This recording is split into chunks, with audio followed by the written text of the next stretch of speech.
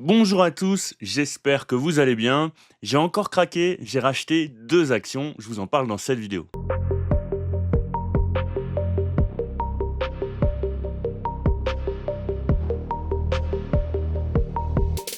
Avant de commencer, vous êtes quelques-uns à m'avoir demandé de laisser courir l'offre à moins 50% sur le club des investisseurs rationnels.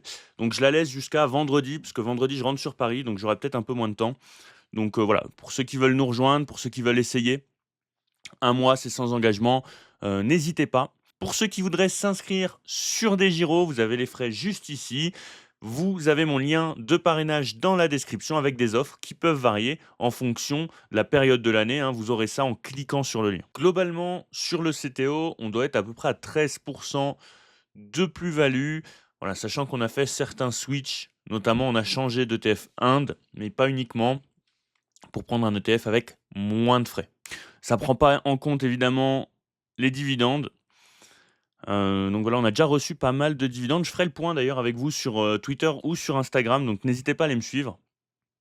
Et puis il y a la vidéo bilan annuel qui arrive. Il y a eu énormément de choses cette année qui ont évolué pour moi, pour la chaîne, ma relation avec vous aussi. Donc voilà, on fera un bilan dans les jours à venir, un gros bilan sur, mes revenus, comment ils ont progressé, heu, finalement tout ce que j'ai pu faire en bourse aussi, parce que c'est un petit peu le cœur de la chaîne. Tout ce que j'ai pu faire aussi dans le reste de mes investissements, notamment, immobilier. Donc je vous ferai un point là-dessus dans les jours à venir et sinon on attaque avec le CTO.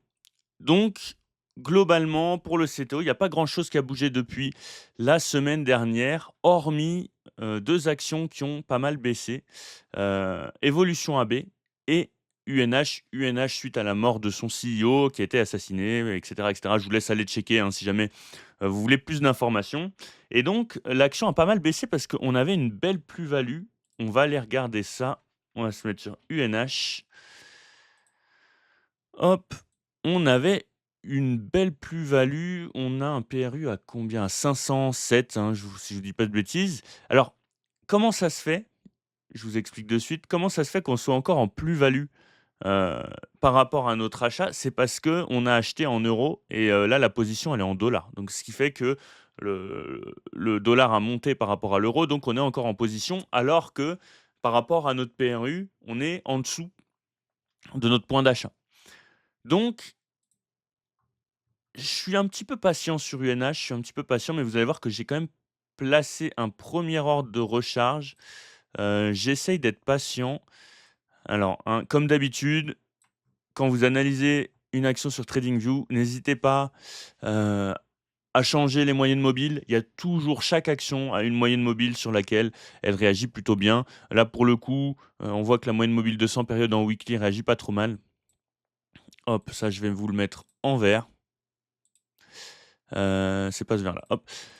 Donc personnellement, j'ai placé un ordre à 585 parce que je juge que techniquement, c'est un beau support, mais aussi, qu'en termes de valorisation, ça commence à être intéressant. Hop, si on regarde UNH par rapport à la croissance et en parlant de croissance, vous allez voir que j'ai vendu 2 actions aussi, parce que je pense pouvoir faire mieux ailleurs. Donc UNH là, en termes de valo, ça commence à être un petit peu intéressant. Voilà, 1,4 de PEG.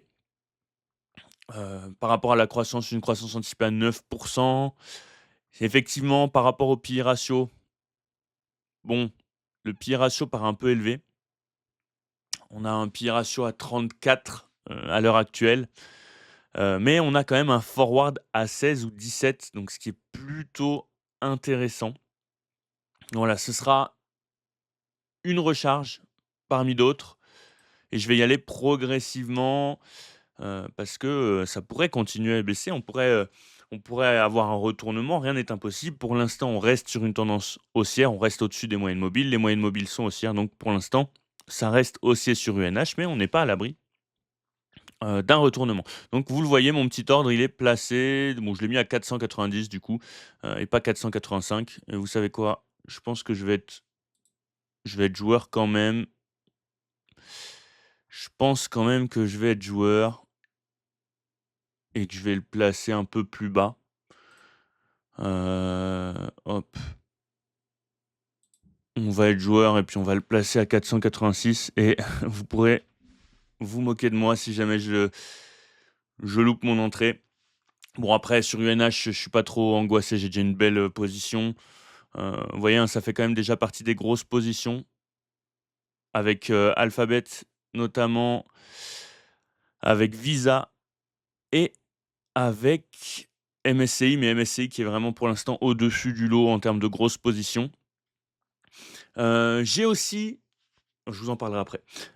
J'ai aussi vendu Pepsi sur stop loss, hein, je vous l'avais dit, si on venait à casser de façon un petit peu plus prononcée, de façon un petit peu plus durable, la moyenne mobile de 100 périodes, je serais amené à vendre. Je vends pas uniquement pour ça, donc j'ai quasi pas de moins-value, il me semble, sur Pepsi, un petit peu peut-être si quand même, je me rappelle plus exactement, j'ai touché un peu de dividendes, enfin voilà, bon ça, je dois être en légère moins-value. Hem, mais j'ai aussi vendu parce qu'elle correspond plus à ma stratégie, notamment en termes de croissance. J'ai fait un tout rapide résumé sur le Patreon. Je crois que c'est Céline, dans Suivi des positions, qui nous demandait, ouais, pourquoi PepsiCo ne cesse de baisser? Ben, globalement, c'est compliqué pour le secteur en ce moment et on a notamment l'activité boisson, de Pepsi qui perd des parts de marché et qui affiche des performances qui sont inférieures à celles de ses concurrents. Voilà, il y a des projets pour, améliorer la rentabilité et cetera et cetera. Voilà, pour l'instant, en termes de croissance, ça me correspondait moins. Donc j'ai vendu Pepsi et j'ai aussi pris mes bénéfices sur Starbucks. Je devais avoir, 12 de bénéfices. C'était une toute petite position et généralement, ce que je fais en fin d'année, c'est que j'essaye d'épurer un peu le portefeuille, enfin mes portefeuilles, hein, globalement. Histoire de repartir sur de bonnes bases, pas avoir trop d'actions à suivre. Starbucks, ça me demandait quand même pas mal de temps parce que, voilà, c'est une action qu'il faut suivre parce qu'il y a pas mal de changements en ce moment. Je dis pas qu'elle va pas performer, ça peut être positif là pour la boîte, son changement de CEO, on est sur quelqu'un qui est très compétent, j'ai pas trop de soucis avec ça. Mais pour le coup, c'était une de mes plus petites positions. On était plutôt sur une zone de résistance que sur une zone de support. Pour moi, on a quand même, si on se met en daily, on a quand même, hop, on a quand même un beau gap qu'on pourrait être amené à combler. Donc voilà, pour l'instant, j'ai préféré me séparer de Starbucks avec une légère plus-value, mais rien de mirobolant. Donc ça permet d'épurer un peu. On a 2 actions qui sont sorties. Ça va nous permettre aussi de se reconcentrer, puis pourquoi pas de réintégrer de nouvelles actions. On a intégré récemment Monolithic Power Systems, qui a fait 7 en très peu de temps. Attention, c'est juste un rebond. C'est juste un rebond, hein, ça pourrait très vite revenir sur les points bas. Voilà, on avait une belle zone de support en termes de valorisation, je trouvais ça intéressant. On a un gap, comme vous le voyez ici, à venir combler. On en a un autre plus haut, je ne l'ai pas encore identifié, mais déjà, je pense que si on revient sur les 700, c'est déjà pas mal. Donc voilà, je suis pareil, je suis plutôt patient sur Monolithic Power System. Je ne sais pas si je vais la garder à très long terme. Pour l'instant, si, mais j'attends de voir quand même ce qui se passe un petit peu en termes de news flow et notamment en termes de part de marché, parce que c'était le questionnement qu'il y a eu ces dernières semaines.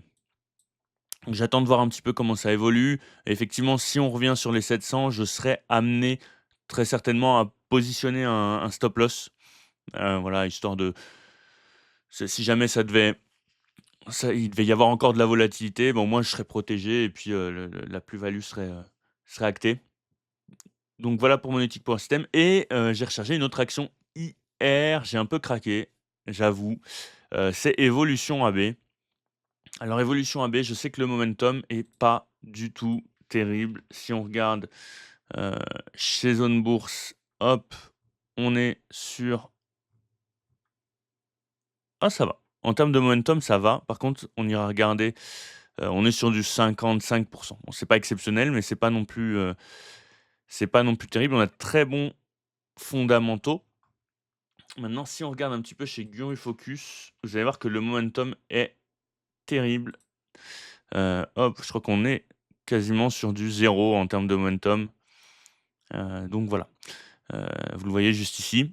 Alors pourquoi? Parce que effectivement, en termes d'éthique, c'est pas la société qui est elle est même pas très éthique, hein, globalement. Elle f f son business se base sur le vice, sur les casinos, sur le jeu de hasard, voilà. Donc je trouve que c'est pas le pire des vices personnellement. Alors je suis pas du tout jeu d'argent et cetera, je préfère investir mon argent, mais donc voilà, globalement, je pense qu'il y a un peu de ça aussi parce qu'effectivement, hein, si on regarde la valo, si on regarde les fondamentaux et cetera, on est quand même très largement sous-évalué, hein. Je crois qu'on a un PEG de ouais, 0,25 de PEG. Elle est très en dessous de ses moyennes historiques sur la valo. Donc voilà, je me suis permis de recharger un petit peu, Evos qui commence à devenir une grosse position aussi, hein. On est quand même sur 1 200 donc moi j'ai la version, allemande, hein, qui est cotée sur, la bourse allemande. Là, celle que je vous montre, c'est, l'original et donc on arrive quand même sur des zones de support assez importantes à suivre. Mais voilà, personnellement, je trouve qu'en termes de fondamentaux, en termes de valorisation, c'est intéressant. On verra si l'avenir me donne raison ou tort, mais ça reste une très, très belle société. Maintenant, je regarde un petit peu, comme je vous l'ai dit, je regarde un petit peu la Chine en ce moment. Je suis spectateur pour l'instant. Je suis un petit peu mitigé. J'ai envie de rentrer, mais en même temps, il y a des facteurs. En fait, dans ma thèse d'investissement, il y a des choses qui me freinent, qui me bloquent, en fait, des cartons rouges. Et donc, je surveille beaucoup, notamment le Hang Seng. Donc, hop, l'indice, c'est HSI, il me semble. Hop. Qui techniquement commence. D'ailleurs, on l'a utilisé en cas d'école sur le club des investisseurs rationnels, qui commence à reprendre un petit peu des couleurs, mais il manque quelque chose. D'ailleurs, enfin, techniquement, il manque quelque chose. Il manque même deux trois choses. Donc, voilà, je suis pas acheteur pour l'instant. Je serais peut-être amené à rentrer si on avait des finalement des petits éléments en plus. Merci d'avoir suivi la vidéo. Comme d'habitude, n'hésitez pas à liker, à laisser un petit commentaire sous la vidéo et à vous abonner, ça permet de faire fonctionner la chaîne.